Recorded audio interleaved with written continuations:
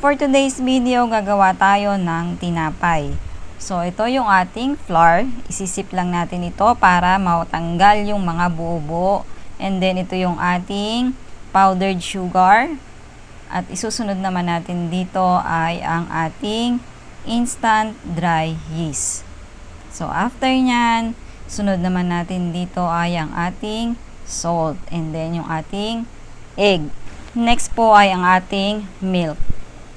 And yan pong ating milk is powdered milk lang po yan na tinimpla ko sa tubig dahil naubusan po ako ng stock ng fresh milk at evaporated milk. So kung ano lang po yung available sa bahay, gawa na lang tayo ng paraan para makakumpleto tayo ng mga ingredients. So minsan talaga kailangan nating maging maparaan.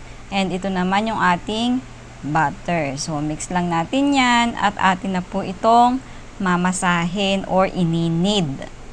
Ito pong ating tinapay ay inspired ng Korean sausage, and since kulang tayo ng ingredients or pang toppings, wala tayong corn, wala tayong white onion, at ang available na lamang dito ay chicken hotdog. So, yun na lang po yung ating gagamitin. Hindi naman po porket kulang yung ating pang toppings ay hindi na masarap. So, dadaanin na lang po natin itong ating tinapay sa itsura.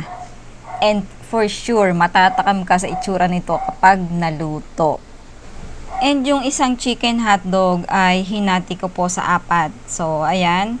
'Di ba? Sabi ko, dadaanin na lang natin sa itsura sa magandang design. At for sure, matatakam talaga kayo dito. And after nyan, ire-rest po natin yung ating dough for about 40 to 60 minutes. And then, after nun, i-egg wash natin at lalagyan ko lang po ito ng melted cheese at mayo. And after nyan, didrizzle din naman po natin ito ng ketchup. So, dagdag pampalasa din po ang ating ketchup. So, di ba nga sabi ko sa inyo kung ano na lang yung ingredients na available sa bahay, yun na lang po yung ating gagamitin. So, i-oven po natin ito for about 25 minutes. And may pang-almusal na tayo. Thank you sa panonood. Bye-bye!